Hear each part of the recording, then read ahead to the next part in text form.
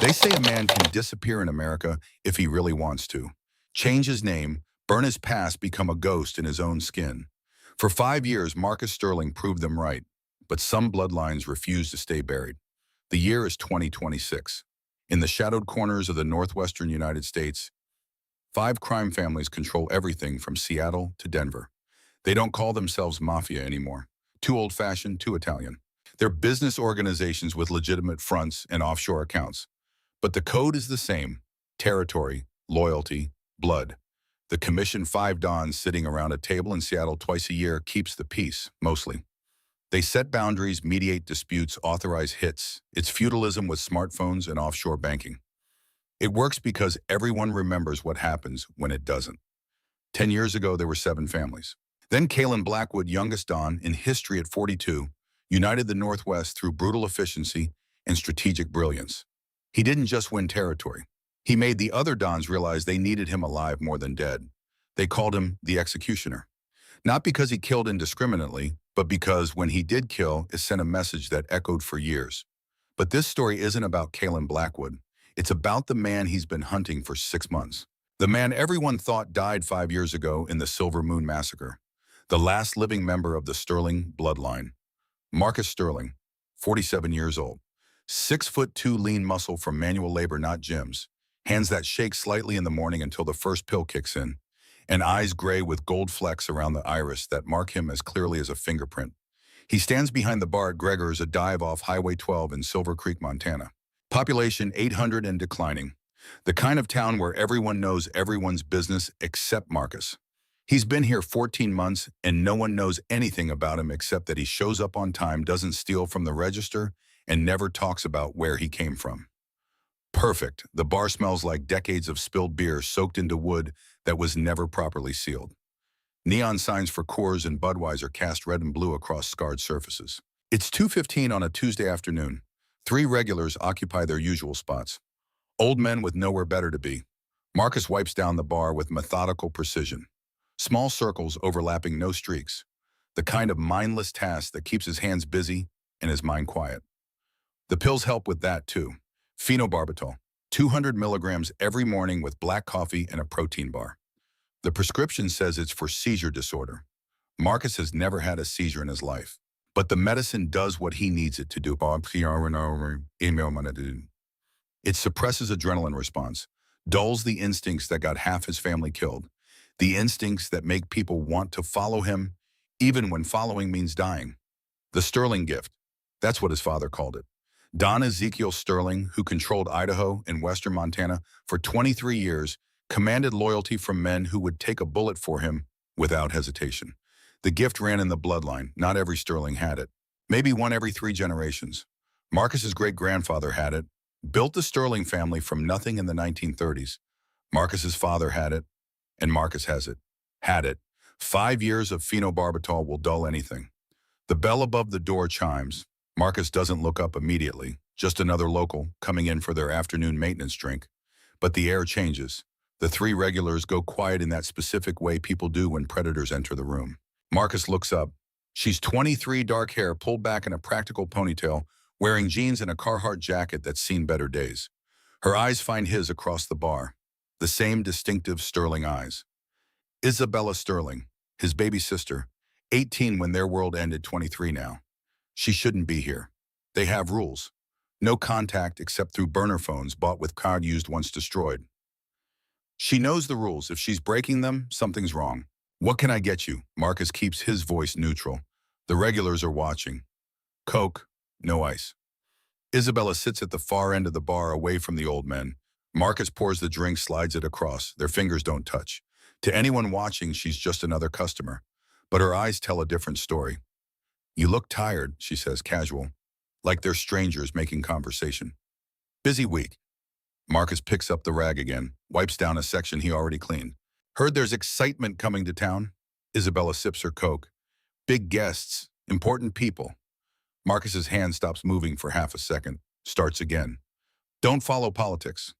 Not politics, business. She pulls out her phone, types something, puts it back. Owner here, Gregor. Heard him talking. Said everyone's working Friday night. Big reception at the Pack House. VIPs from out west. The Pack House. That's what they still call it in Silver Creek, even though there hasn't been a Sterling family meeting there in 5 years. It's neutral territory now, maintained by the Commission for Regional Business, which means if there's a reception, it's commission sanctioned, which means one of the 5 families is coming to Montana. Not interested in working private parties, Marcus says. Gregor says it's mandatory, all staff. Isabella finishes her Coke, puts a $5 bill on the bar. Too much for a Coke. Guess you don't have a choice. She leaves. Marcus watches her go, counts to 30, then walks to the back office where Gregor Thorne sits behind a desk that's too big for the room, working on payroll spreadsheets that probably hide income from 3 different illegal operations. Gregor's a small player, low-level dealer, runs some sports betting on the side, pays protection money to Blackwood territory managers. Useful precisely because he's insignificant. No one looks twice at him. Need Friday off, Marcus says. Gregor doesn't look up from his computer. No, family emergency. You don't have family. You told me that when I hired you. Gregor clicks his mouse, types something. Commission's orders. Blackwood territory. Don Callan himself is coming. Everyone works. You're serving drinks. Marcus feels the old instinct rising. The thing the pills are supposed to suppress. The urge to make Gregor understand that saying no isn't an option. His hands start to shake. He shoves them in his pockets. How much extra? No extra. It's the job. Gregor finally looks up. His eyes are watery weak. A man who's spent his life taking orders from harder men. Look, Marcus. His name is Marcus. But when he came to Silver Creek, he told Gregor his name was Marco. Close enough to answer to without hesitation, different enough to throw off casual searches. It's one night. Serve drinks, keep your head down, take home your regular pay plus tips.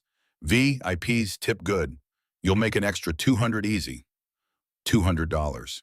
Gregor thinks that's the issue. Marcus turns and walks out. Back behind the bar, he pours himself water, drinks it slow. His hands won't stop shaking. He can feel his heart rate climbing. The phenobarbital is wearing off. It's only been 9 hours since his last dose. Should last 12. It's getting worse. The gift is getting stronger. Or maybe he's just getting older and the medicine doesn't work like it used to. He pulls the pill bottle from his pocket, prescribed to Marco Reeves by a doctor in Missoula who doesn't ask questions as long as you pay cash. Marcus shakes out one pill, doubles his dose, swallows it dry. The old men at the bar pretend not to watch. Friday arrives like a storm you can see coming, but can't avoid. Marcus stands in front of the bathroom mirror in his studio apartment above the hardware store. He hasn't shaved in 3 days. His hair is longer than it's been since his 20s, touching his collar. Gray streaks through the dark brown now. Lines around his eyes that weren't there 5 years ago. He looks nothing like the man in the society pages from 2018. Marcus Sterling, heir to the Sterling family, photographed at his father's annual charity gala. $20,000 suit, $100 haircut, watch worth more than most people's cars. That man is dead. The man in the mirror wears a black button-down shirt from Target and slacks from Walmart. He could be anyone. A bartender? A mechanic? Nobody. Perfect. He takes his evening dose of phenobarbital, 400 milligrams now, double his morning dose. His doctor would have a stroke if he knew, but his doctor thinks Marco Reeves has epilepsy, not a bloodline gift that makes grown men instinctively defer to his authority. The pills make him slow. Foggy, but fog is better than the alternative. The alternative got 23 people killed. Marcus walks the 6 blocks to Gregor's bar. The September air is sharp, promising an early winter. Mountains rise dark against the sunset. Same mountains his great-grandfather crossed in 1932 with nothing but a stolen car and a gun. Built an empire here. 3 generations of Sterlings controlling this territory. Gone in one night. Don't think about it. Don't remember. Just serve drinks, go home. Survive another day. The bar is closed for the evening. Gregor's van is parked out front, back doors open. Cases of top-shelf liquor stacked inside. The good stuff, not the rail vodka and cheap whiskey they usually serve. About time, Gregor appears from inside the bar carrying 2 more cases. Help me load this. They work in silence. 12 cases of premium liquor, champagne that costs $200 a bottle. Marcus knows because he used to drink it at his father's table. Now he loads it into a van for $300 a week and tips. The pack house is 5 miles outside town, set back from the road by a quarter-mile of private drive through pine forest. It was built in 1968 when the Sterling family was expanding and needed a place for business that wasn't Don Ezekiel's personal residence. Neutral ground. Where deals were made, disputes were settled, promotions were announced. Where Marcus was supposed to become Don someday. The building is stone and timber built to look rustic but reinforced with steel and concrete. Bulletproof windows disguised as regular glass. Panic rooms in the basement. His father always said a smart man builds his meeting halls like fortresses, but decorates them like lodges. Tonight the place is lit up like Christmas. 20 cars in the gravel lot. Half of them black SUVs with tinted windows. The kind of vehicles that cost $90,000 and get 12 miles to the gallon. The kind that have run-flat tires and armored doors. Marcus's stomach turns to lead. Blackwood family, has to be. No one else travels with that kind of security in commission territory, which means Callan Blackwood is inside, the executioner. Marcus hasn't seen Callan in 7 years. They met twice. Once at a commission meeting in 2016 before Marcus was confirmed as his father's heir. Callan had just consolidated power and the older dons were still wary of him. Marcus remembered Callan's eyes. Storm gray, calculating, missing nothing. The second time was at Marcus's wedding in 2017. Callan came with appropriate gifts and congratulations. Shook Marcus's hand, told him marriage to a good woman was the foundation of a strong family. Marcus's wife died 14 months later. Bullet through the head while she slept beside him. Stop standing there like an idiot. Gregor's voice cuts through the memory. Help me unload. And they carry the cases through the service entrance. The kitchen is industrial grade, built to cater events for 100 people. Tonight there are only 40, maybe 50. Still enough to fill the main hall. Marcus can hear voices as they set up the bar in the corner. Deep male voices, laughter that comes from men who own things. The kind of laughter Marcus used to be part of. A woman appears from the main hall. Mid-30s professional suit, clipboard. You're the bartenders. Yes, ma'am. Gregor nods too many times, subservient. Guests arrive in 20 minutes. Don Blackwood wants full bar service. Top shelf only. If someone asks for rail liquor, you still pour top shelf. Understand? Yes, ma'am. Her eyes move to Marcus. She frowns slightly. Something in her expression shifts, like she's trying to place his face. What's your name? She asks. Marcus meets her eyes, keeps his voice flat. Marco. Ista, you worked events before Marco, bar service, hotels, weddings, private parties. All true from a lifetime ago. Before he was Marcus Sterling, when he was in college and needed drinking money, his father wouldn't give him. She nods. Don't talk to guests unless spoken to. Don't ask questions. Don't make eye contact unless serving. These are important people. You're invisible. Understand? Yes, ma'am. She leaves. Gregor exhales. Jesus, Blackwood people are intense. Marcus says nothing. He arranges bottles with hands that won't quite stop shaking despite the double dose. Vodka, gin, whiskey, tequila, rum. Everything in its place. Glasses polished. Ice bucket filled. Invisible. He can do invisible. He's been invisible for 5 years. The guests arrive exactly on time. Marcus keeps his head down, focusing on the bar setup, but he can't help catching glimpses as people file into the main hall. Made men, you can always tell, the way they move, the way they scan rooms, the way their jackets hang slightly wrong over concealed weapons. These aren't street soldiers. These are captains, lieutenants, maybe even underbosses. The kind of men who give orders, not take them. They're all here for one person. At 7 o'clock exactly, the room goes quiet. Marcus is pouring gin into a martini shaker. He freezes. Not because anyone told him to, because the air changes like a barometric pressure drop before a storm. Footsteps. Measured, unhurried. Boot heels on stone floor. Marcus doesn't look up. Keeps his eyes on the gin on the shaker on his hands that are shaking worse now despite the pills. Gentlemen, the voice is deep, carries authority without being loud. Thank you for coming. Callan Blackwood. Marcus closes his eyes for half a second, opens them, pours vermouth. His training kicks in, the training from another life. Keep working, don't react. Your staff, you don't matter. Some of you I know well, some I'm meeting for the first time. Callan's voice moves through the room. He's walking, addressing different groups. I appreciate the hospitality of this territory. Montana's always been special to me. Polite laughter. Marcus strains the martini into a glass, adds olives, slides it across to Gregor, who's serving the guests in the main hall. Marcus stays behind the bar, invisible. I'll keep this brief. You're here because the commission wants to strengthen regional cooperation. Too many independent operators thinking they can work outside family structures. That ends now. Marcus risks a glance up. Kellen Blackwood stands in the center of the room. Maybe a few more gray hairs at his temples than Marcus remembers. Lines around his eyes, but the same commanding presence. Tall, lean, wearing a charcoal suit that probably cost $10,000. His hands are relaxed at his sides. No visible weapon. Doesn't need one. He has 15 armed men in the building. And he has the gift. Marcus can feel it from across the room. Not like the sterling gift, different flavor, different intensity, but real. Authority that makes people want to follow him. Not through fear alone, through respect earned through competence and violence in equal measure. Cooperation means transparency. Kalen's eyes sweep the room.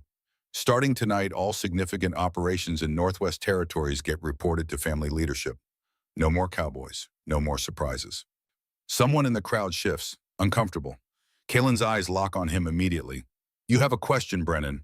The man Brennan straightens. No Don Blackwood. Just wondering how that affects existing arrangements. Existing arrangements that were properly sanctioned continue. Existing arrangements that weren't. Kalen's pause is surgical. We'll address those case by case. Privately. Message received. Everyone in the room heard it. Marcus pours another drink, whiskey on ice. His hands are steadier now. The performance is easier when he focuses on the task. Just a bartender, just staff. Now, Kalen's voice lightens slightly. This is supposed to be a social occasion. Drink, talk, enjoy the evening. The boring business is done. The room relaxes. Conversations start. Men move toward the bar. Marcus serves them. Doesn't make eye contact. Doesn't speak unless spoken to. Most don't even acknowledge him. They take their drinks and move away. He's furniture. Exactly what he needs to be. An hour passes. Then another. Marcus falls into rhythm. Pour served clean. The pills have fully kicked in now. He feels wrapped in cotton wool, distant from his own body. Perfect. McAllen, neat. Marcus reaches for the bottle, pours 2 fingers into a tumbler, slides it across the bar. The hand that takes it doesn't move. Marcus waits. Sometimes customers want to chat. He's supposed to be polite but brief, but this customer isn't moving. Marcus looks up. Kalen Blackwood stands on the other side of the bar holding the whiskey, looking directly at Marcus with those storm gray eyes. Time stops. Marcus's training screams at him. Look away. Defer. You're nobody. But something deeper, something the pills can't quite suppress, holds his gaze. Sterling bloodline recognizing Blackwood. Bloodline. Alpha to alpha. For 3 seconds, neither man speaks. Then Kalen tilts his head slightly. Studies Marcus's face with the intensity of a man cataloging details. The way Marcus stands. The micro-expressions. The tells. You're new, Kalen says finally. Marcus finds his voice. Flat. Professional. Started about a year ago, sir.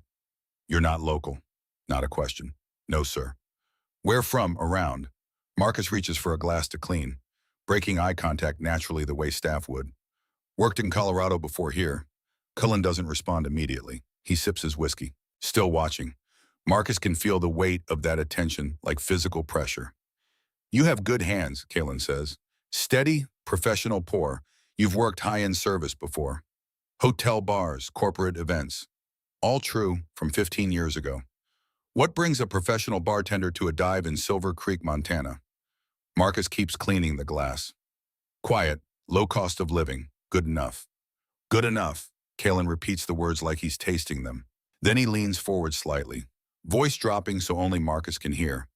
Most men don't settle for good enough unless they're running from something better. And most men who pour like you, who stand like you, who have your particular tells, don't end up in places like this by accident. Marcus's hands stop moving. Sir, you move like someone who grew up around power. You stand like someone trained in protocol. And you have, Kalen's eyes narrow. Very distinctive coloring. The eyes especially. The world narrows to a pinpoint. Marcus can hear his heartbeat in his ears. The phenobarbital isn't enough. His body is flooding with adrenaline.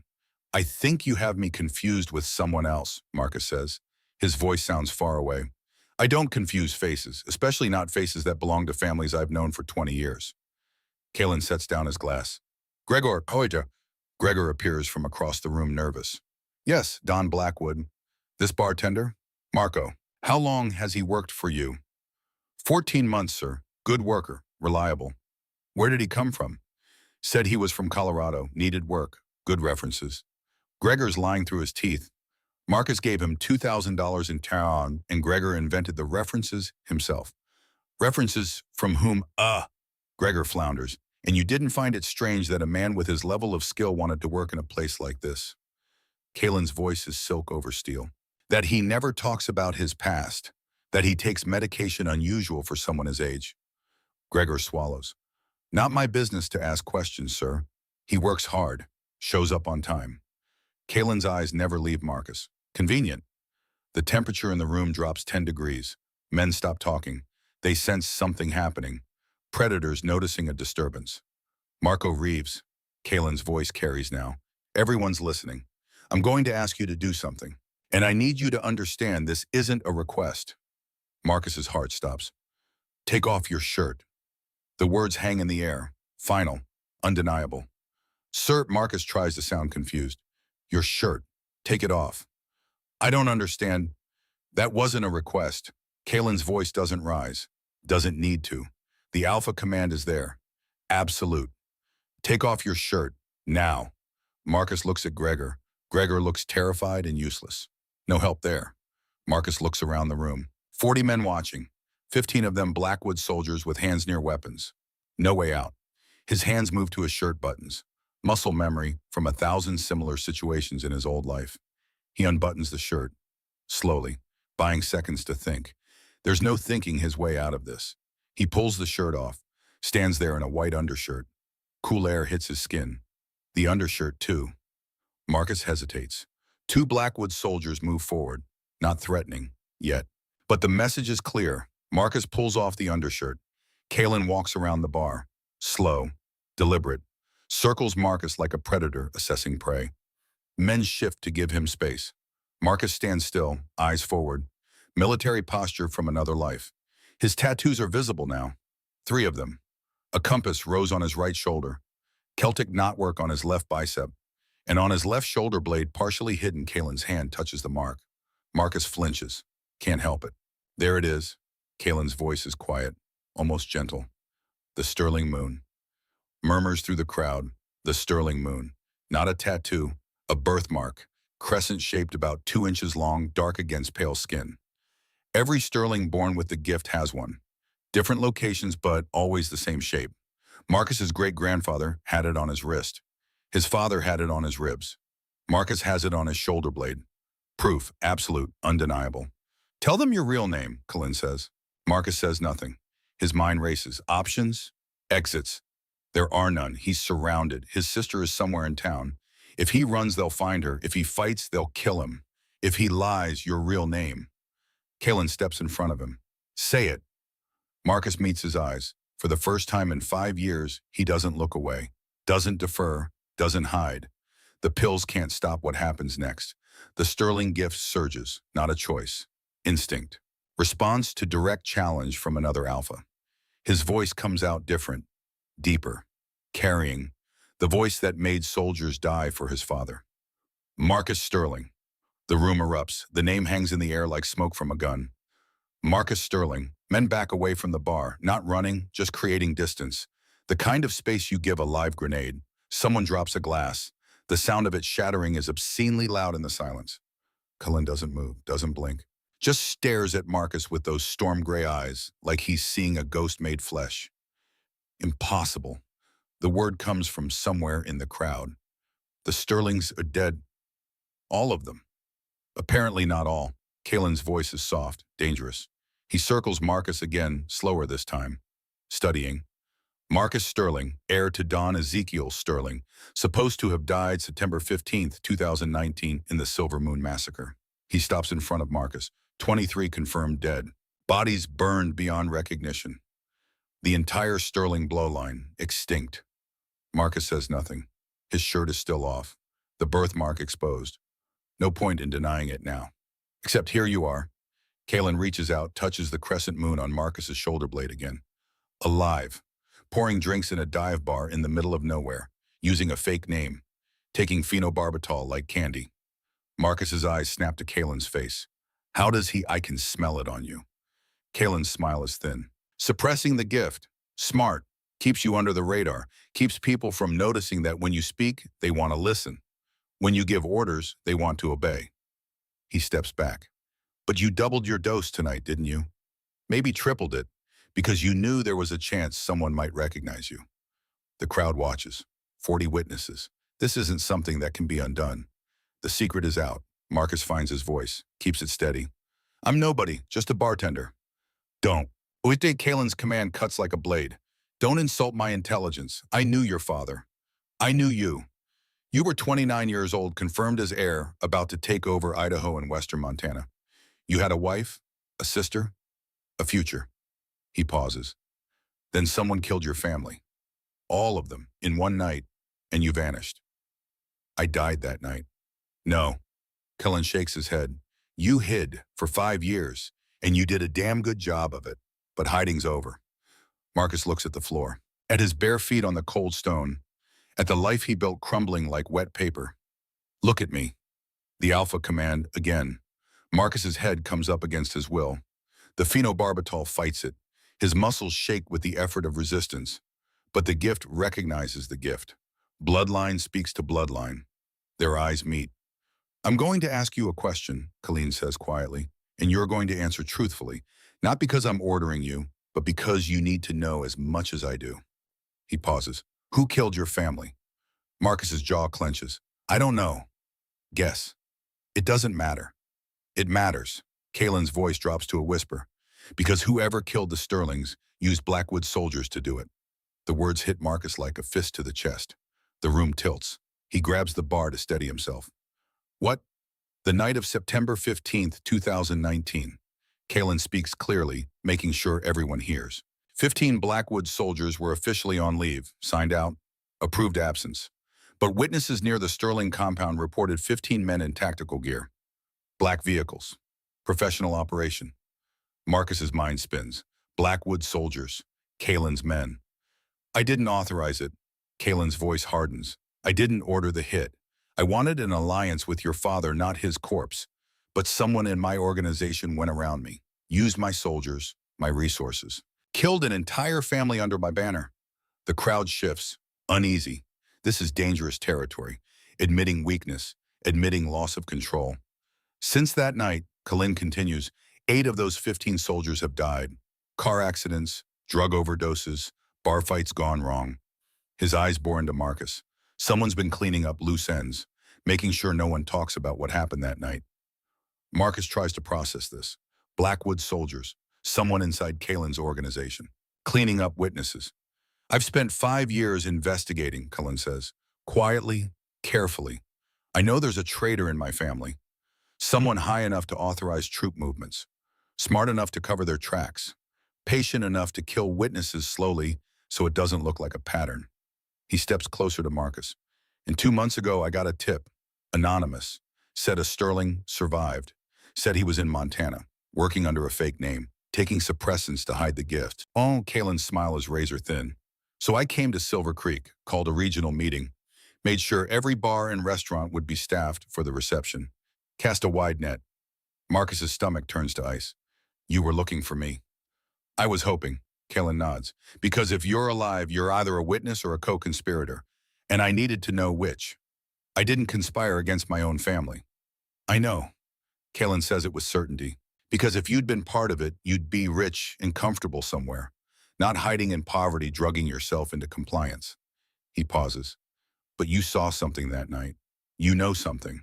Otherwise, whoever did this would have stopped hunting 5 years ago. Marcus's hands are shaking worse now. The adrenaline is burning through the phenobarbital. He can feel the gift waking up, pushing against the chemical chains. I need to leave. Marcus reaches for his shirts. Kalen's hand shoots out, grabs Marcus's wrist. The touch is electric. 2 alphas skin to skin. The gifts recognize each other, circle each other like wolves. You're not leaving, Kalen's voice is iron. Because the second you walk out that door, you're a dead man. Whoever killed your family knows I was looking for you. They probably have people watching this building right now. You leave alone, you'll be dead before you reach your apartment. Marcus tries to pull away. Kalen's grip tightens. You have 2 choices. Kalen's eyes don't blink. Come with me. Let me protect you while we find out who murdered 23 people in my name, or run and die within 48 hours. That's not a choice. No, Kellen releases Marcus's wrist. It's not, but I'm giving you the illusion of one because I respect what you've survived. He steps back, raises his voice so the whole room hears. Marcus Sterling, last heir of the Sterling bloodline, is under Blackwood protection, effective immediately. Anyone who touches him answers to me personally. The message is clear. Absolute. No one in the room will move against Marcus now, not with Kalen's declaration hanging in the air. But Marcus isn't thinking about the room. He's thinking about Isabella, alone in Silver Creek, unprotected. My sister. The words come out before Marcus can stop them. Kalen's expression doesn't change. Already taken care of. 2 of my people picked her up 20 minutes ago. She's safe. She'll meet us at my estate. Marcus's world narrows to a pinpoint. You kidnapped my sister. I secured your family. Kalen's tone doesn't invite argument. The moment I confirmed who you were, I sent people to get her, because I knew you'd do something stupid like try to run back to warn her. Rage floods through Marcus. Pure, clean, undiluted. The phenobarbital can't touch it. The gift surges up, breaking through 5 years of chemical suppression. If you hurt her, I won't. Kalen meets the rage without flinching. She's insurance, and she's leverage, but she's not a target. I'm not the one who kills families Sterling. I'm the one trying to figure out who does. Marcus breathes hard, in, out, fighting for control. The gift wants him to attack, to defend, to make Kalen bleed for daring to touch Isabella. But attacking means dying. And dying means Isabella dies too. He forces himself to nod. Good. Kalen turns to his soldiers. Titus, bring the car around. We're leaving. He looks back at Marcus. Get dressed. You are riding with me. Marcus pulls on his shirts with shaking hands. The undershirt, the button down. His fingers fumble the buttons. The gift is too awake now. It wants out. Wants to be used. Gregor appears at his elbow, pale, sweating. I didn't know. I swear to God I didn't know. Marcus ignores him. He's already forgotten Gregor exists. The crowd parts as Kalen walks toward the door. His soldiers form a protective cordon. Marcus follows because there's nothing else to do. Through the main hall, past the witnesses, out into the cold September night. 5 black SUVs idle in the parking lot. Exhaust rising in the mountain air. Doors open. Men climb in with military precision. Kalen gestures to the middle vehicle. That one. Marcus walks to it. A soldier holds the door. Marcus climbs into the back seat. Leather, climate control, the smell of expensive cologne and gun oil. Kalen slides in beside him. The door closes. Soundproof. The driver doesn't turn around, doesn't acknowledge them. Drive. Kalen's command is soft. The convoy moves out of the parking lot, down the private drive, onto the highway heading west. For 10 minutes, neither man speaks.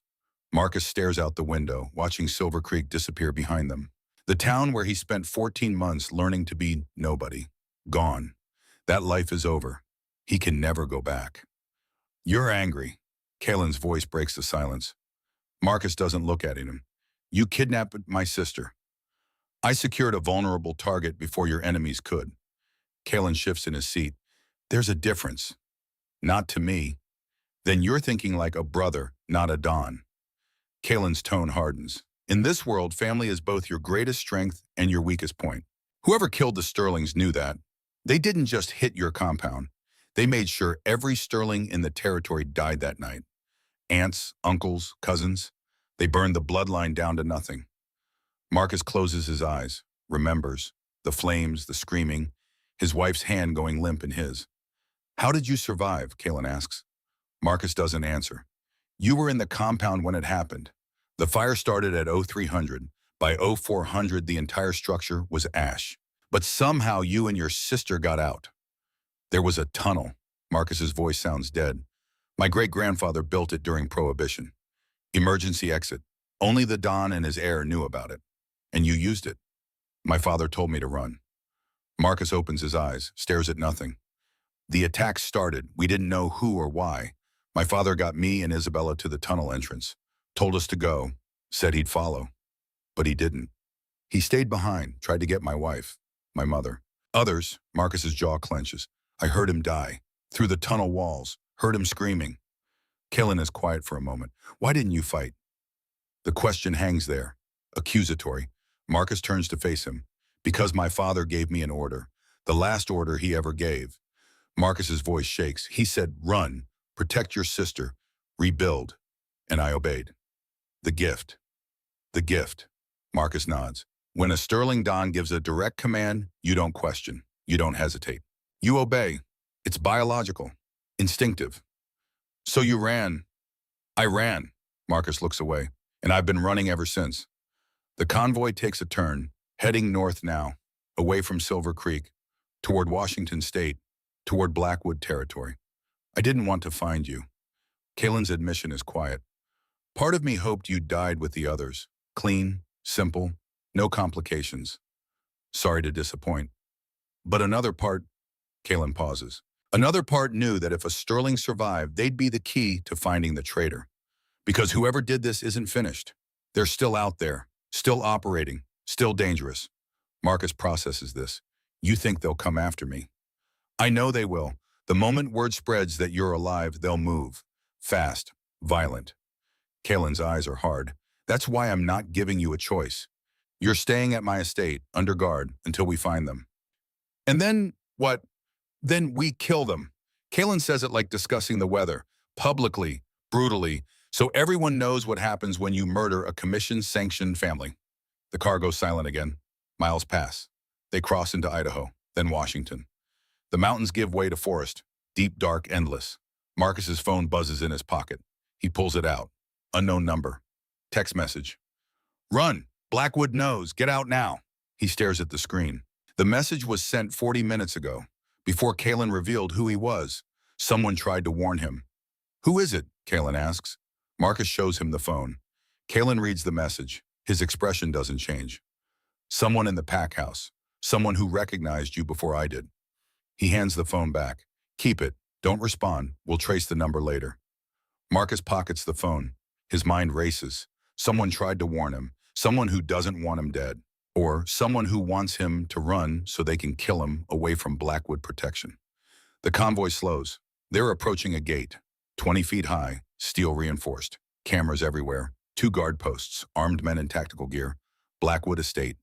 The gates open. The convoy drives through, up a winding road through manicured forest.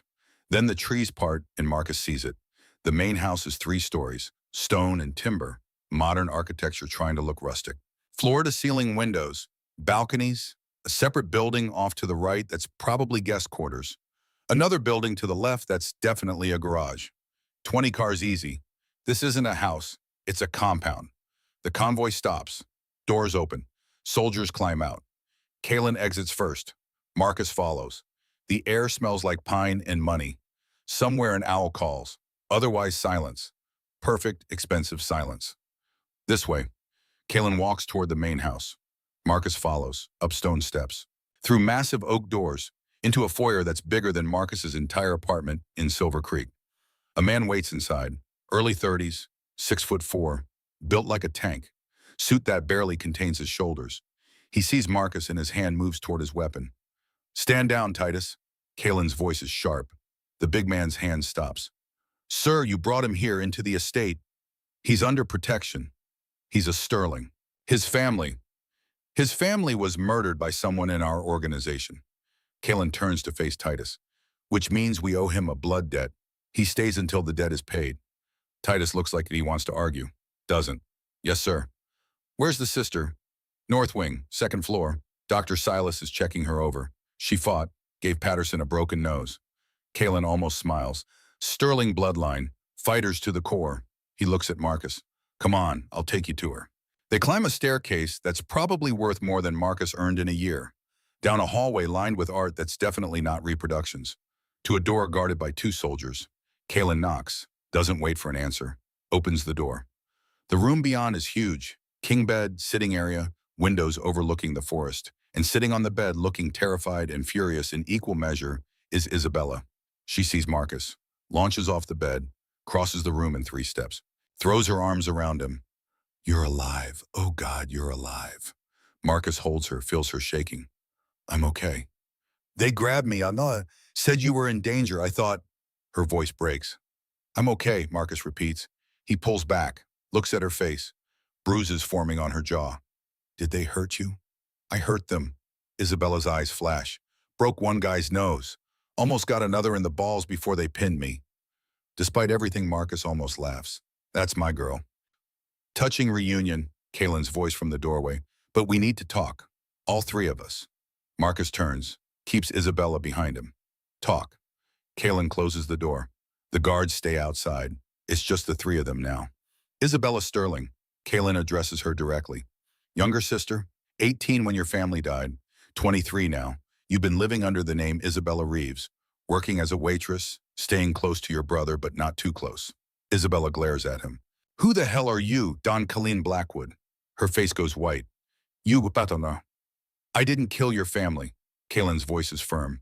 But someone in my organization did, using my soldiers, my resources, without my knowledge or consent.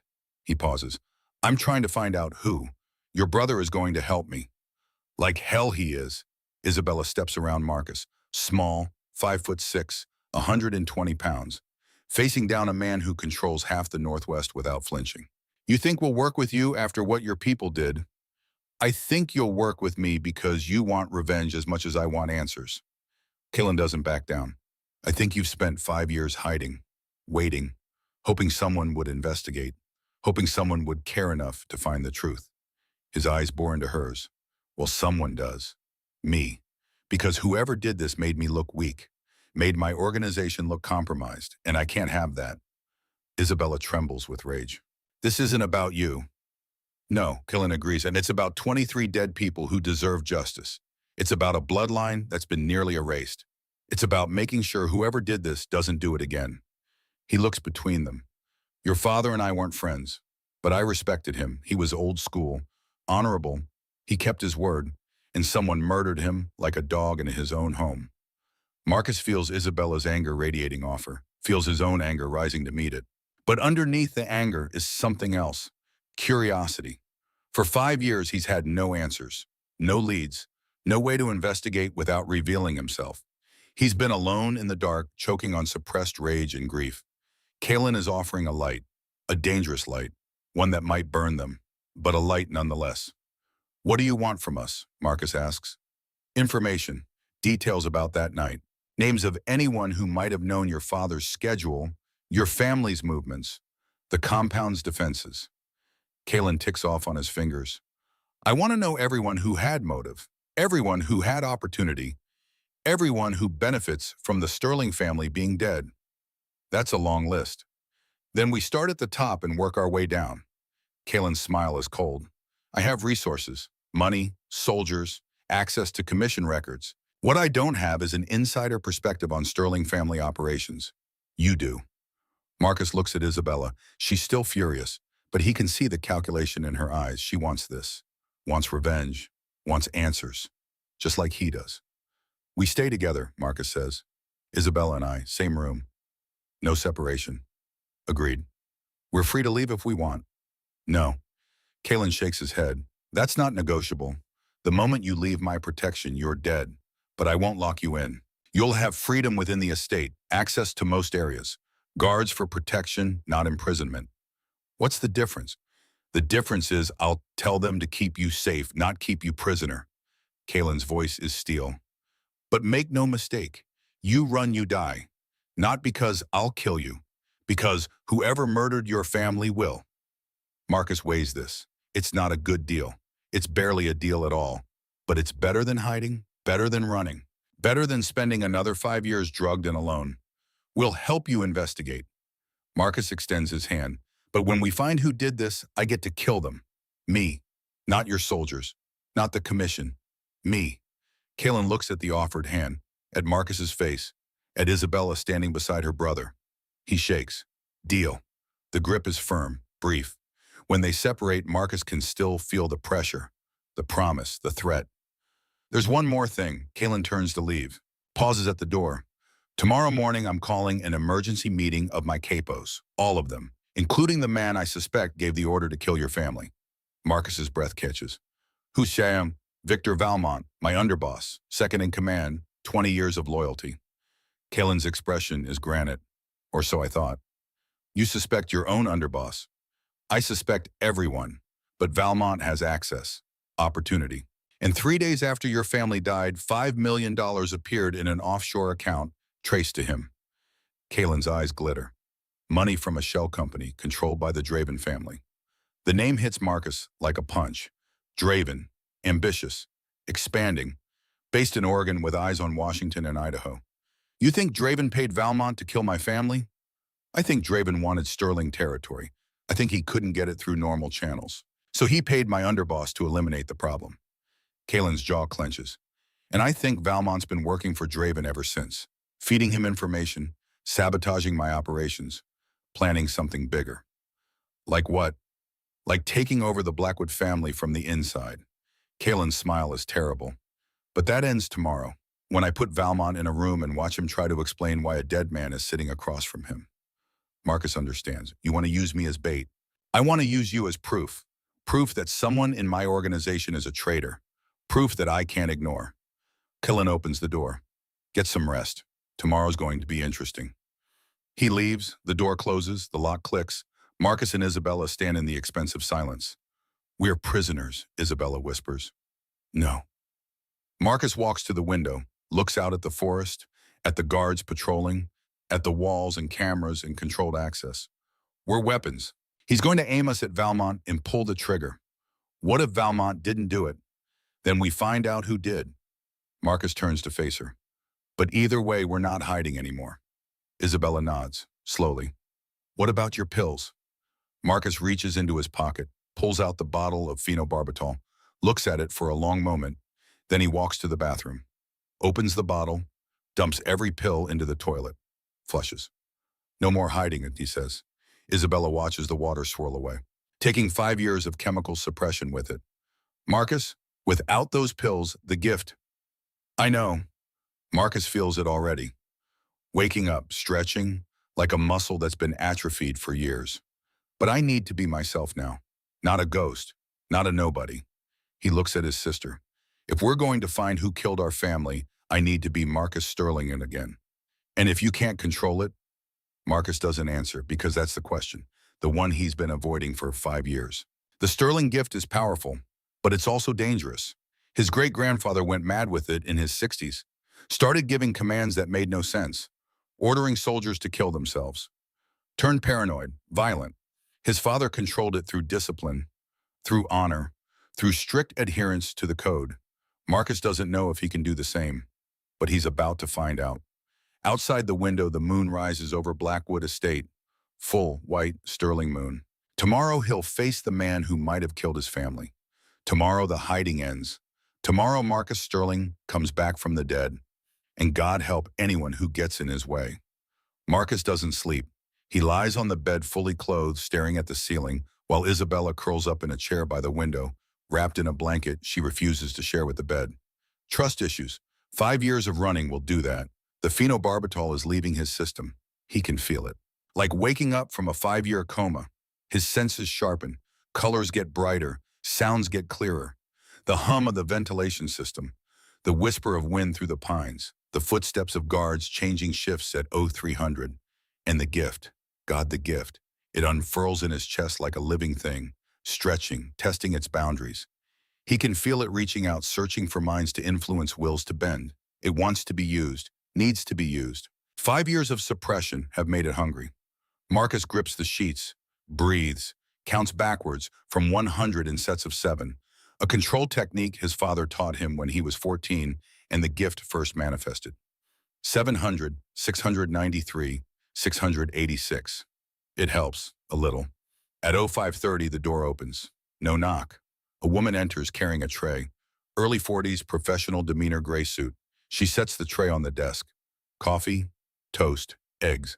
Real food, not the instant oatmeal Marcus has been living on. Dawn Blackwood requests your presence at 0800. Her voice is crisp, efficient. She doesn't look at Marcus, doesn't acknowledge Isabella. The meeting will be in the main conference room. Dress code is business formal. I don't have business formal. Marcus sits up. I have a bartender's uniform and 1 pair of jeans. Clothing has been provided. She gestures to a garment bag hanging on the door that Marcus somehow missed. Tailored to your measurements. If the fit is incorrect, adjustments can be made. She leaves before Marcus can ask how they got his measurements. Isabella unfolds from the chair, walks to the garment bag, unzips it. Inside is a charcoal suit. Tom Ford, if Marcus isn't mistaken. Probably $4,000. White shirt, silk tie, Italian leather shoes. He wants you to look the part, Isabella says quietly. What part? Heir to a dead family. Someone with authority. Someone the capos will recognize as a threat. She touches the fabric. This is psychological warfare. He's not just using you as proof that Valmont betrayed him. He's using you to destabilize everyone in that room. Marcus stands, walks to the bag. The suit is exactly his size, down to the quarter inch. How did he get my measurements? He's had people watching you for months, maybe longer. Isabella's face is hard. You think last night was spontaneous? He's been planning this. Marcus pulls out the suit, feels the weight of it, the quality. He hasn't worn anything like this since 2018, since before his world ended. What about you? Isabella gestures to another bag he hadn't noticed. Smaller, a dress, simple, black, professional. Apparently I'm expected too. No, Marcus's voice is sharp. You stay here. This meeting is dangerous. This entire situation is dangerous. Isabella's eyes flash. You're not doing this alone. Bella, don't. She cuts him off. I've been hiding with you for 5 years, watching you drug yourself into compliance, watching you disappear piece by piece. If you're done hiding, so am I. Marcus wants to argue, wants to lock her in this room and face Valmont alone, but he sees the steel in her eyes, the sterling blood. She's right. The hiding is over for both of them. Okay, he nods, but you stay behind me. Always. Always. She agrees. They shower separately. Marcus lets the hot water run over him for 20 minutes, washing away Silver Creek, washing away Marco Reeves. When he steps out and walks in the mirror, he sees someone he hasn't seen in years. Marcus Sterling, gaunt, scarred, darn. But still there. He shaves carefully, shapes his hair with product he finds in the cabinet. Probably costs $50 for a small jar. Dresses in the suit that fits like it was made for him, which it probably was. When he emerges from the bathroom, Isabella is already dressed. The black dress fits her perfectly. Her hair is pulled back. Simple makeup that makes her look older. Professional. She looks like their mother. Marcus's chest tightens. He pushes the memory down.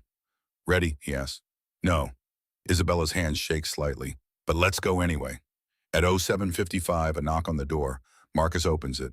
Titus stands there. The big man who wanted to draw his weapon last night. He looks at Marcus in the suit and something shifts in his expression. Recognition, not of Marcus personally, but of what Marcus represents. Authority, bloodline, power. Don Blackwood is waiting. Titus's voice is respectful. Not friendly, but respectful. They follow him through the estate, down corridors lined with art and weapons in equal measure. Katanas in display cases, antique pistols, a painting that Marcus is pretty sure is a genuine Rothko. The conference room is on the ground floor. Oak doors, carved with the Blackwood crest. A black wolf's head, teeth bared. Titus opens the doors. The room beyond is designed for intimidation. 30 feet long, 20 wide. A conference table that could seat 20 but only has 10 chairs. Windows along one wall overlooking the forest. The other walls are stone, cold, permanent. 8 men sit at the table. They turn when Marcus enters. Every single one of them goes still. Because they recognize him, not his face. Most of them have never met him, but they recognize the sterling presence, the way he moves, the authority that walks into the room before his body does. The gift awake and hungry announces him like a herald. Kalen sits at the head of the table. He doesn't stand, just watches Marcus with those storm gray eyes, calculating, measuring. Gentlemen, Kalen's voice cuts through the silence. I believe most of you recognize our guest. For those who don't, allow me to introduce Marcus Sterling, formerly presumed dead, very much alive. The men at the table shift, uneasy. One of them, mid-50s, expensive suit, scar across his jaw, leans forward. That's impossible. The Sterlings are extinct. Apparently not. Kalen gestures to an empty chair. Marcus, sit. Marcus doesn't move. He's scanning the faces, looking for the one Kalen mentioned. Victor Valmont, there. End of the table. Late 50s, distinguished, silver hair, blue eyes, handsome in a way that makes people trust him. Wearing a suit that probably cost more than Marcus's, and his face is absolutely blank. No surprise. No shock, no fear. Either he's innocent or he's the best liar Marcus has ever seen. I'll stand. Marcus keeps his voice level. The gift pulses. Every man in the room feels it. Subtle, undeniable. The instinct to listen when he speaks. Suit yourself. Kalen leans back. Victor, you're quiet. Valmont's eyes move to Kalen. Processing, sir. This is unexpected. Is it? Kalen's tone is mild, dangerous. The night of September 15th, 2019, 15 Blackwood soldiers were on leave. Approved absence. Signed by you. Yes, sir. Valmont doesn't blink. Routine leave, rotation schedule. Except those 15 soldiers were seen in tactical gear near the Sterling compound, 4 hours before it burned. The room temperature drops 10 degrees. The other capos sit frozen, watching. Valmont's expression doesn't change. If they were near the Sterling compound, they weren't there on my orders. Perhaps they were conducting personal business. Personal business, Kalen repeats. 15 soldiers, same night, same location, all coincidentally near a compound that burned to the ground. Coincidences happen, sir. Not to me, Kalen's voice hardens. 8 of those 15 soldiers are dead now. Accidents, overdoses, bar fights, all within 5 years. I was aware. Unfortunate losses. Unfortunate. Kalen stands, walks slowly around the table. You know what else is unfortunate, Victor? 3 days after the Sterling massacre, $5 million appeared in an offshore account traced to you. Money from a shell company controlled by the Draven family. Now the other capos react. Murmurs, shifted glances. Draven is a rival. Money from a rival is treason. Valmont's mask cracks, just slightly. That account was for legitimate business. Legitimate business with our competition. Kalen's voice cuts like a whip. Legitimate business that required hiding the money in the Caymans. I can explain then. Explain up. Kalen stops behind Valmont's chair. Explain why Draven paid you $5 million. Explain why it happened right after the Sterlings died. Explain why you had access to Blackwood soldiers who just happened to be near the massacre. Valmont stands, slowly, faces Kalen. Sir, with respect, you're connecting dots that don't exist. The money was payment for consulting work. The soldiers' leave was coincidental, and the Sterling massacre. His eyes flick to Marcus. Perhaps Mr. Sterling can tell us who attacked his family. After all, he was there. He survived. Why is that? The question hangs in the air, accusatory, redirecting. All eyes turn to Marcus. He steps forward. The gift surges. He doesn't try to stop it, lets it fill the room. Lets every man present feel the weight of Sterling bloodline. I saw them. Marcus's voice is quiet. Carries anyway. 15 men, black tactical gear, military precision.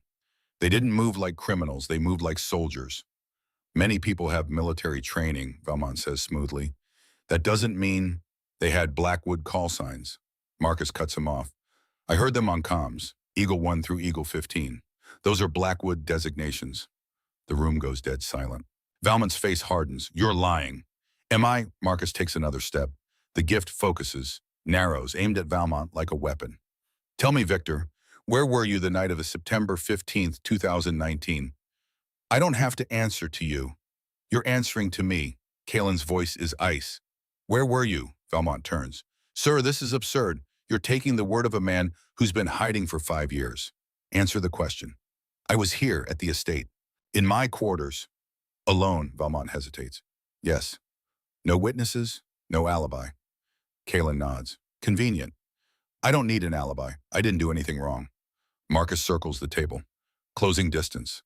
Valmont tracks him with his eyes. No fear yet, but calculation. The look of a man deciding whether to run or fight. You expressed sympathy earlier, Marcus says quietly. Said perhaps Mr. Sterling can tell us who attacked his family. You didn't say them. You said his family, specific. Oh, Valmont blinks. So I never said my family died in the attack. I never mentioned casualties. Just that I was there. Marcus stops 3 feet from Valmont. Only someone who knew the outcome would phrase it that way. Only someone who was there would know. The trap closes. Not perfect, but enough. Valmont's hand moves toward his jacket, fast, reaching for a weapon. 3 things happen simultaneously. Marcus's gift explodes outward. Pure command. Freeze. Every man in the room locks up, unable to move, unable to breathe. The Sterling gift at full power. Titus draws his weapon, aims at Valmont, and Valmont pulls a pistol, small, compact, aims it at Marcus. Nobody moves. Valmont's voice shakes. Nobody fucking moves or I shoot him. Kalen doesn't flinch. You shoot him, you're dead in 2 seconds. I'm already dead. Valmont backs toward the door, keeps the gun trained on Marcus. The moment you brought him here, I knew it was over. So you admit it. Kalen's voice is soft, dangerous. I admit nothing, but I'm not stupid. Valmont's eyes flick to the capos, still frozen by Marcus's command. You're all weak, clinging to old codes, old ways. Draven offered me something better. A new world. No more commission. No more bowing to dinosaurs. Draven offered you money, Kalen says, and you took it, like a cheap whore. Valmont's face twists. I took it because I earned it. 20 years I've worked for you. 20 years of taking orders, cleaning up your messes. And what did I get second place? Always second. You got respect, loyalty, a place at my table. I wanted the table. Valmont's gun doesn't waver. Draven promised me that. Kill the Sterlings, destabilize your alliances, weaken your position. Then when the time was right, I'd take over Blackwood from the inside and merge with Draven and create something bigger, something better. Valmont backs closer to the door. But you couldn't leave well enough alone. Had to go searching for ghosts. Had to find him. He gestures with the gun at Marcus. Marcus still hasn't moved. The gift holds the room, holds Valmont too partially, enough to make his hands shake, enough to make his aim unsteady. Let him go. Isabella's voice cuts through the tension. She's been silent until now, standing by the window. Let him run. Bella, Marcus starts. Let him run, she repeats, louder. He's already confessed. Everyone here heard it. Let him go to Draven. Let Draven know his plan failed. Let them both run. Valmont looks at her, confused. Why would you? Because I want you to live with it. Isabella's eyes are hard, cold. I want you to spend the rest of your life looking over your shoulder, knowing Marcus is out there, knowing he's coming. Not today, not tomorrow, but someday. The psychology is perfect. Cruel. More terrifying than immediate execution. Valmont's gun hand shakes worse. I'm not afraid of him. You should be. Isabella's smile is terrible. Because my brother is patient. He hid for 5 years. He can hide 5 more. And when you finally think you're safe, when you finally let your guard down, that's when he'll find you. Valmont's resolve cracks. Visible. Real. He bolts through the door into the hallway, running. Titus moves to follow. Kalen holds up a hand. Let him go. Sir, let him go. Kalen's voice is final. We know where he'll run. Draven, Oregon. We'll deal with him there. Marcus releases the gift. The command breaks. The capos gasp, sucking in air. The room floods with sound and movement. But Marcus doesn't move, doesn't speak. He's staring at the door where Valmont disappeared. That was your play? He asked Kalen quietly. Let him run. That was her play. Kalen nods toward Isabella, and it's a good one. Valmont will go straight to Draven. Tell him everything. That you're alive. That the plan failed. That Blackwood knows about the conspiracy. And Draven will panic, make mistakes, maybe try to salvage the situation, maybe try to kill Valmont to cover his tracks. Kalen's smile is cold. Either way, we'll have proof, concrete, undeniable, evidence for the commission.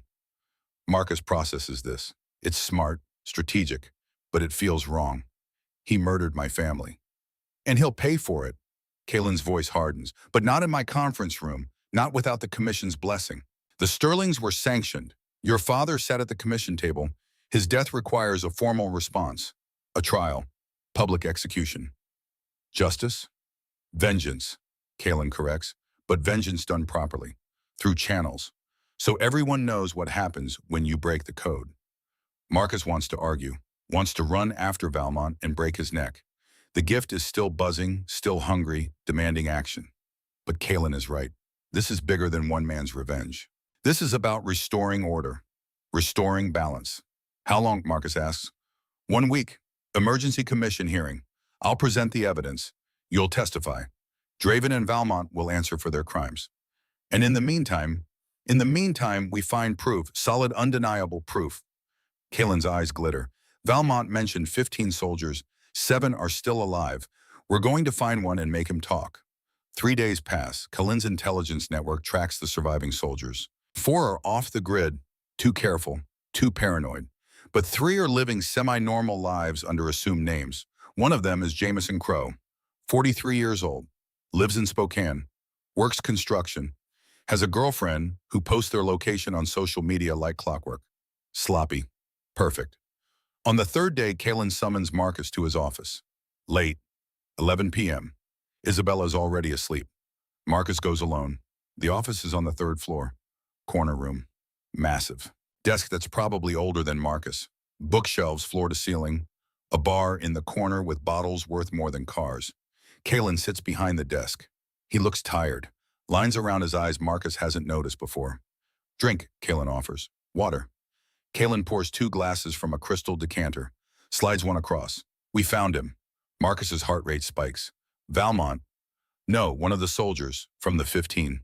Jamison Crow, living in Spokane under a fake name. Why isn't he dead like the others? Because he's smart, went underground, changed his identity, avoided patterns. Kalen sips his water. But my people are better. We tracked him through a girlfriend's credit card. Marcus processes this. You want me to talk to him? I want you to get the truth. He was there that night. He knows what happened, who gave the orders, how it went down. And if he doesn't want to talk, Kellen's smile is cold. Then you convince him. Use whatever methods you need. The gift, money, threats, I don't care. Just get me something I can use. Marcus stands. When do we leave? Tomorrow, dawn. You and Titus. No one else. Low profile. Isabella stays here safe. This isn't a job for civilians. Kalen stands too. This is soldier work. And like it or not, you're a soldier now. Marcus nods. Soldier. He can be that. He was trained for it even if he never served. His father made sure every Sterling learned tactics, strategy, violence. One more thing. Kalen reaches into a drawer, pulls out a pistol, Glock 19, standard issue. You'll need this. Marcus takes the weapon. Checks the magazine. Full. 15 rounds. He racks the slide. Chamber empty. Safe. I haven't fired a gun in 5 years. It's like riding a bike. Kalen's expression is unreadable. Muscle memory. Marcus tucks the Glock into his waistband. The weight is familiar. Comforting. Get some sleep, Kalen says. Tomorrow you start getting answers. Marcus returns to his room. Isabella is awake, sitting by the window. She sees the gun immediately. Where are you going? Spokane, found one of the soldiers. I'm coming. No. Marcus, no. His voice is firm, final. The gift leaks through, not intentional, just automatic. Isabella flinches. Don't do that. Don't use it on me. Guilt floods him. I'm sorry, I didn't mean. Yes, you did. She stands. You're getting used to it again, using it without thinking. That's dangerous. I'll be careful. Will you? She crosses to him. Because from where I'm standing, you look like you're about to do something stupid. Something violent. Something that can't be undone. Marcus meets her eyes. He was there when Rachel died, when our parents died, when 24 people died. If anyone deserves violence, it's him. 24. Isabella's face goes pale. Marcus realizes what he said, closes his eyes. I meant 23. No, you said 24. Isabella grabs his arm. Marcus, what aren't you telling me? He doesn't want to say it, can't bear to say it, but she deserves to know. Rachel was pregnant, he whispers. 6 weeks. Isabella's knees buckle. She sits hard on the bed. Oh, God. I didn't know she was going to tell me that night. Marcus's voice breaks. After dinner, she wanted it to be special. Isabella cries silently, tears streaming. Marcus sits beside her, holds her while she shakes. They killed our family, she finally says. They killed your child, and you want to be careful. Marcus doesn't answer. Go to Spokane, Isabella says. Get the truth. Do what you have to do. Just come back. I will. He sleeps fitfully, dreams of fire, of Rachel's face, of a child he never got to meet. At 0500, Titus knocks. Marcus is already dressed. Jeans, black shirt, jacket to hide the Glock. They take an unmarked car, Ford Explorer, black, tinted windows. Titus drives. Marcus rides shotgun, literally. There's a Remington 870 in the footwell. You know how to use that, Titus asks. Shotgun, yeah. The gift, you know how to use that? Marcus glances at him. Why? Because I've seen men with bloodline abilities, seen what happens when they lose control. Titus's jaw is tight. My brother had it. Minor gift. Nothing like yours. But it ate him, made him paranoid, violent. He killed 3 people before someone put him down. I'm not your brother. No, you're stronger. Which means when you break, you'll break harder. Titus looks at Marcus. So I'm asking, do you have control? Marcus doesn't answer immediately because he's not sure. The gift is stronger every day. Hungrier. It wants to be used, wants to dominate, wants to bend the world to his will. I'm working on it, he says finally. Titus nods. Fair enough, but if you lose it in there, if you go too far, you'll stop me. I'll try. Titus's hand rests on his sidearm. Don Blackwood gave me orders. Bring you back, alive if possible, in pieces if necessary. Marcus almost laughs. He said, don't let Sterling become what killed his family. Titus's eyes are hard. So yeah, I'll stop you if I have to. Understood. They drive in silence. 5 hours to Spokane, crossing into Idaho, then Washington. Mountains give way to plains. Plains give way to suburbs.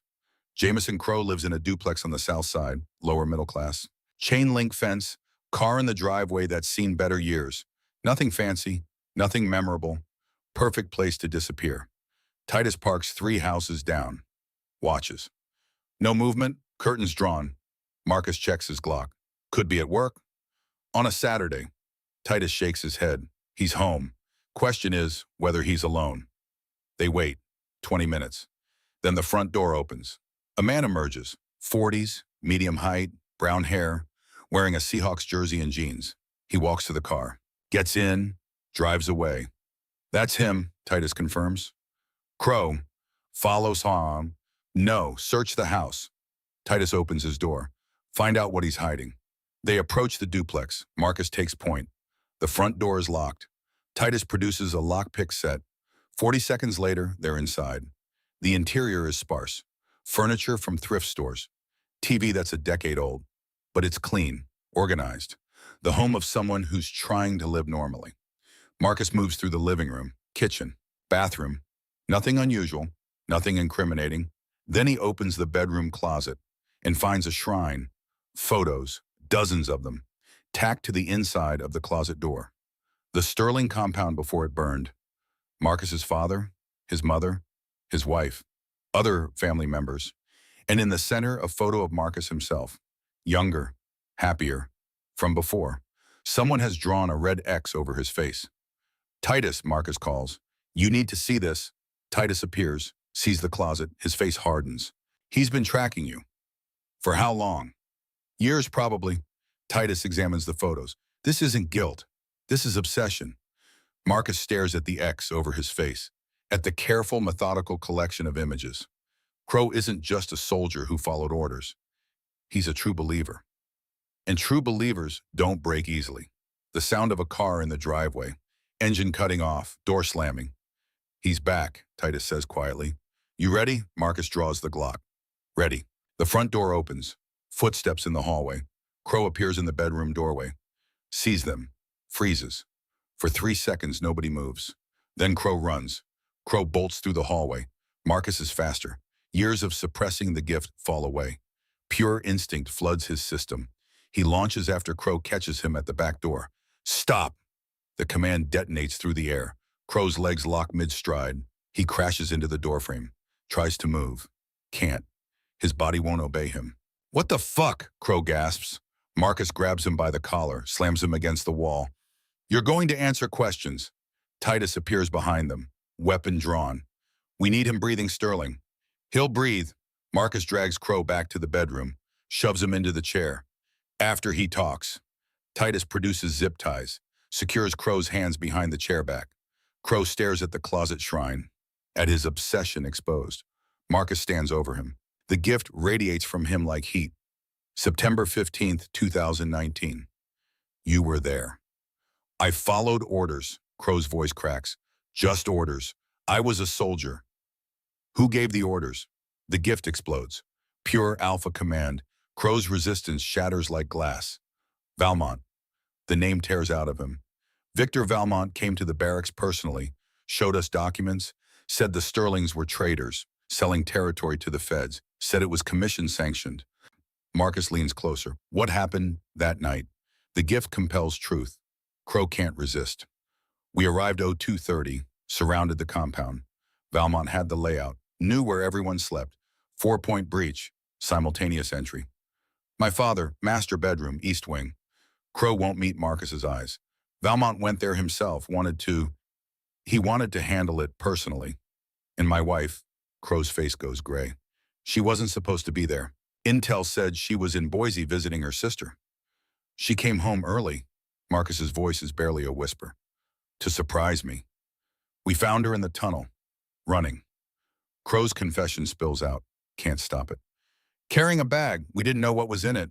Valmont ordered us to bring her back for questioning. The room temperature drops. What did you do to her? He wanted to know about the tunnel. How many exits? Where they led? Crow is crying now. She wouldn't tell him. She said, my husband escaped. That's all that matters. She smiled when she said it. Marcus can't breathe. Rachel knew he was safe. That was enough for her. Valmont put the gun to her head, said last chance. She spit in his face. Crow's voice breaks. He pulled the trigger. Silence. Complete. Absolute. Then Marcus moves. His fist connects with Crow's face. Once. Twice. Blood sprays across the wall. Sterling. Titus grabs Marcus from behind, pulls him back. Control it. The gift surges wild. The windows crack. Spiderweb fractures spreading across glass. Marcus's rage given physical form. She was pregnant. Marcus's voice is inhuman. 6 weeks. Did you know? Crow's eyes go wide. Horror. No, God, no, we didn't. You killed my child. The gift explodes outward. Every window in the room shatters. Glass rains down like diamonds. The chair Crow's tied to lifts 6 inches off the floor. Titus tackles Marcus. They hit the ground hard. Breathe, Marcus. Breathe. Your sister needs you. Rachel needs you to finish this right. The words penetrate. Marcus goes still. The chair drops. The gift recedes. Titus releases him slowly, helps him stand. Marcus looks at Crow. Broken, bleeding, terrified. Video. Marcus's voice is hoarse. You said Valmont recorded it. Crow nods toward the nightstand. Bottom drawer. USB drive. Insurance. If anyone talked, he'd release it. Frame us. Titus retrieves the drive, plugs it into his phone. Plays the file. The footage is night vision. Grainy, but clear enough. Don Ezekiel Sterling on his knees. Hands bound, blood on his face. Valmont standing over him. Another man beside Valmont. Expensive suit. That's Castellano, Titus whispers. Draven's underboss. On screen, Valmont speaks. Any last words? Ezekiel looks directly at the camera, like he knows his son will see this someday. Tell Marcus, the tunnel leads to freedom. But freedom means nothing without family. He'll understand. Valmont shoots him once. Clean, professional. The video continues, the compound burning. Soldiers moving through rooms. Then Rachel, Marcus's wife. Hands tied behind her back. Valmont interrogating her. Her face defiant. Then the gun rising, the shot. Her body falling. Marcus turns away. Can't watch. Can't breathe. The video ends. They filmed their own crime. Titus's voice is amazed. Like a goddamn trophy. Proof. Marcus's voice is steel. Commission-worthy proof. He turns to Crow.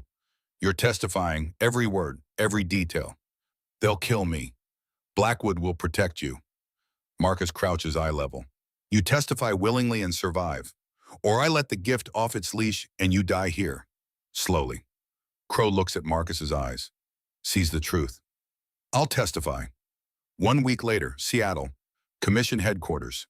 The building is unremarkable from outside a converted bank from the 1920s. But inside is power. 20-foot ceilings, marble floors, dark wood paneling, guards with earpieces and barely concealed weapons. Marcus stands in a waiting room. Isabella beside him. Both dressed in black.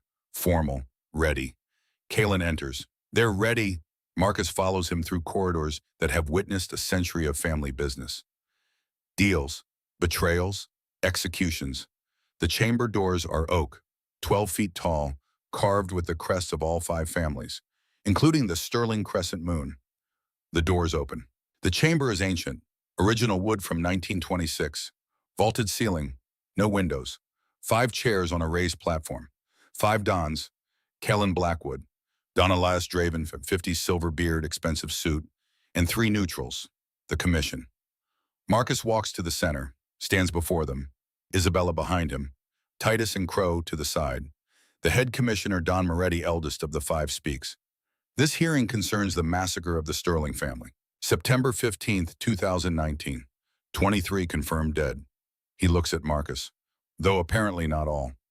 24, Marcus says quietly. My wife was pregnant. Murmurs through the chamber. Draven shifts in his seat. Don Blackwood has brought serious charges. Moretti nods to Kalin. Present your case. Kalin stands. The commission will see financial records. Wire transfer of $5 million.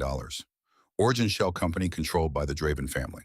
Destination offshore account belonging to Victor Valmont. Date September 18th, 2019. 3 days after the massacre. He slides documents across the table. The Dons examine them. Coincidence, Draven says smoothly. Valmont did consulting and work. The commission will also see. Kalin continues testimony from Jameson Crow, former Blackwood soldier, present during the attack. Crow stands, shaking. I was there. Valmont gave the orders. Told us the Sterlings were traitors. We believed him. A disgraced soldier trying to save his own skin, Draven interrupts. His word means nothing. Then perhaps this will. Kalin produces a tablet, sets it on the table facing the Dons, plays the video. The chamber goes silent. Don Ezekiel Sterling, on his knees. Valmont executing him. The audio clear. Tell Marcus, the tunnel leads to freedom. Then Rachel, interrogated, defiant, shot. And in the background of both scenes visible, undeniable, a man in an expensive suit, face clear. That's Castellano biting, Kalin says. Don Draven's underboss, filming the executions. Draven goes pale. Moretti pauses the video. Don Draven, explain why your underboss was present at an unsanctioned massacre. Draven stands. Castellano acted without my knowledge. Unauthorized. Bullshit. Marcus's voice cuts through. He steps forward. The gift radiates from him. Every Don in the room feels it. Sterling bloodline, undeniable. The money came from your account, not a shell company. You, Marcus points at Draven. Isabella Sterling, show them. Isabella steps forward, slides a folder to the Dons. Wire transfer. Draven's personal account. Directly to Valmont, not consulting fees. Payment for murder. Draven's mask cracks. That was a loan. Tell the truth. Marcus's gift explodes. Pure command, alpha to alpha. Draven's resistance crumbles. I wanted Sterling territory, Draven gasps out, can't stop himself. Ezekiel wouldn't negotiate. Valmont offered a solution. I paid him to eliminate the problem. The chamber erupts. Moretti slams his hand on the table. Order. Silence falls. Don Draven. Moretti's voice is ice. You have confessed to ordering the unsanctioned murder of a commission family. 24 deaths, including an unborn child. Draven realizes what he said, what he's admitted under the gift's compulsion. He sits heavily. The commission votes. Moretti looks at the other Dons. Victor Valmont charges treason, conspiracy to murder, 24 counts of homicide. Verdict. Guilty, each Don says one by one. Sentence, death. Unanimous. Don Elias Draven. Charges conspiracy to murder a commission family. Treason against the commission code. Guilty, again unanimous. Sentence stripped of title. Territory seized. Exile. Moretti's eyes are hard. You will leave the Northwest. You will never return.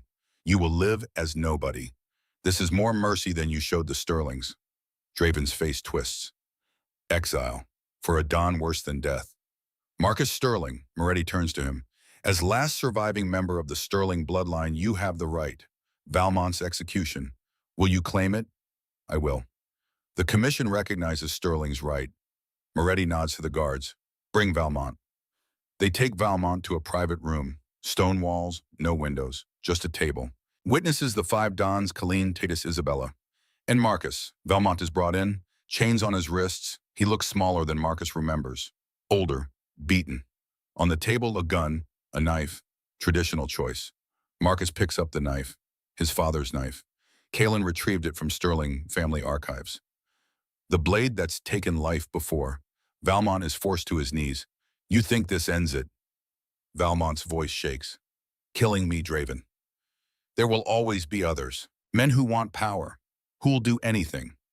You're right, Marcus says quietly. He crouches, eye level. There will always be men like you, but now there's also men like me.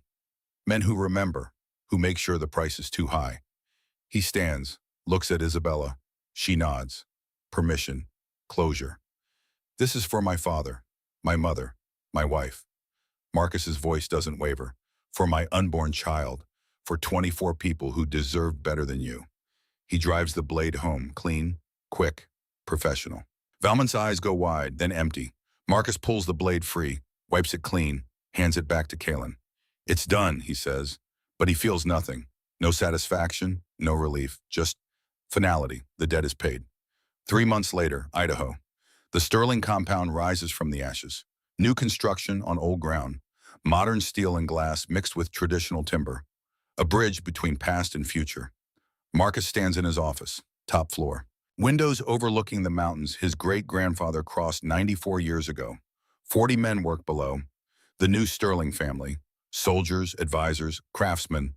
Building something that will last. Isabella enters without knocking. She's consigliere now. First female to hold the position in commission history. She wears it well. The commission meeting is in an hour. She sets a folder on his desk. Your proposal for the Sterling Accord. New rules preventing unsanctioned family hits. Mandatory investigations. Independent oversight. Marcus picks up the folder, his father's dream, his execution. They'll fight it. Let them. Isabella smiles. You have Kalen's support. Moretti's too. That's 3 votes. You only need 1 more. Marcus nods, closes the folder. How are you, Carm? Better. She looks out the window. Some days I forget to be angry. That's progress. Yeah, Marcus understands. The rage has faded, replaced by purpose. His phone buzzes. Text from Kalen. Commission Chambers. Don't be late. And congratulations, Don Sterling. Marcus reads it twice. Don Sterling, the title his father held, his grandfather, his great-grandfather, the weight of 4 generations. Ready, Isabella asks. No. Marcus stands, straightens his tie. But let's go anyway. They drive to Seattle, the commission building, the same chamber where Valmont died 3 months ago. This time Marcus doesn't stand in the center. He climbs the steps, takes his seat among the Dons. The Sterling chair. Empty for 5 years, occupied again. Moretti nods to him. Don Sterling, welcome back. Thank you. The meeting begins. Territory disputes, trade agreements, the mundane business of organized crime. Then Marcus presents his proposal. The Sterling Accord, new rules born from 24 deaths. He speaks for 10 minutes. Clear, concise, passionate without being emotional. When he finishes, the chamber is silent. Then Kalen speaks. The Blackwood family supports the accord. These murders weakened us all. We need to make sure it never happens again. Moretti nods. The Moretti family supports it. 1 by 1 the Dons vote. 4-1. Approved. The Sterling Accord becomes commission law. Marcus exhales. His father's legacy. Redeemed. Expanded. Made better. After the meeting, Kalen pulls him aside. Your father would be proud. Would he, Marcus looks at his hands. Hands that killed. Hands that build. I'm not the Don he was. No, Kalen's smile is slight. You're better. He was trapped by tradition. You're creating something new. That takes a different kind of strength. Marcus doesn't respond, just nods. They part ways. Marcus drives back to Idaho, to the compound, to home. Evening falls over the Sterling compound. Marcus stands in the memorial garden, the place where the old compound burned. 24 stone markers. Simple, elegant, names carved deep. Ezekiel Sterling, Don, father. Margaret Sterling, beloved mother. Rachel Sterling, wife, mother-to-be. And the smallest marker, Sterling heir. Unborn, unnamed, but remembered. Marcus kneels, touches Rachel's marker. The stone is cold, permanent. I did it, he whispers. Justice, not revenge, like you would have wanted. The wind moves through the pines, carrying the scent of smoke and memory. Isabella finds him there. She doesn't speak, just sits beside him. They watch the sunset over Idaho mountains. Did we do the right thing? She finally asks. I don't know. Marcus is honest. But we did what we could. That has to be enough. What now? Marcus stands, helps her up. Now we build. We protect our people. We honor the code. We make sure what happened to us doesn't happen to others. That's a lot. Yeah, he smiles slightly. Good thing we're Sterlings. They walk back to the compound together. Lights glow in every window. Life, purpose, future. Marcus reaches his office. Sits at his desk, looks at the photo on the wall, his father, his family. Before, he doesn't feel pain anymore, just determination. His phone rings. New business, a dispute in Montana. A family needs arbitration. Marcus answers, Don Sterling, how can I help? He listens, takes notes, promises resolution. This is his life now, not hiding, not running, leading. Through the window, the moon rises over Idaho. Full, white, sterling moon. Marcus looks at it, remembers his father's last words from the video. Freedom means nothing without family. He understands now. Freedom isn't escape. It's purpose. It's building something worth protecting. It's making sure 24 deaths meant something. He picks up his pen, writes, plans, builds. The Sterling bloodline didn't die in fire. It was forged by it. 1 year later. Commission annual gathering. Black tie. All 5 families. Marcus arrives with Isabella. She wears their mother's necklace. He wears his father's ring. They mingle, make alliances, strengthen bonds. Kaylin approaches, champagne in hand. The Sterling Accord is working. 2 attempted family hits this year. Both stopped before they started. Your oversight system is paying off. Good. Marcus sips his drink. That's 24 lives that weren't lost. You still counting. Every day. Marcus looks around the room. Until the number stops growing. A young Don approaches, newly confirmed, nervous. Don Sterling, I wanted to thank you. Your reforms, they saved my family from a conspiracy last month. Without the oversight committee, we wouldn't have caught it in time. Marcus shakes his hand. That's what it's for. The young Don walks away. Kaylin watches him go. You're becoming a legend. The Don who came back from the dead, who reformed the commission. I'm just a man trying to do better than my father could. You're doing exactly what your father would have wanted. Kaylin's voice is serious. He'd be proud. Marcus doesn't answer, just drinks his champagne. Later, he finds Isabella on the balcony, looking at the Seattle skyline. Thinking about them, he asks, always. She doesn't look at him. But it doesn't hurt like it used to. Is that wrong? No, Marcus stands beside her. It means we're healing. That's what they'd want. You think they'd be proud of what we built? Marcus considers. Dad would hate some of it, love other parts. Mom would approve of the mercy clauses. Rachel would love that we're building schools in Sterling territory. He pauses. And our child, I hope they'd understand why we fight, so other children don't lose their parents like they lost us. Isabella takes his hand, squeezes. We did good, didn't we? Yeah, Marcus squeezes back. We did. They stand there, brother and sister, last of the Sterlings, first of a new generation. The city lights spread below them, bright, endless, full of possibility. Marcus Sterling is 48 years old, Don of a rebuilt family, architect of a reformed commission, survivor of a massacre that should have ended his bloodline. But bloodlines don't end in fire. They're forged by it, tempered, strengthened, made unbreakable, and the Sterling bloodline burns brighter than ever.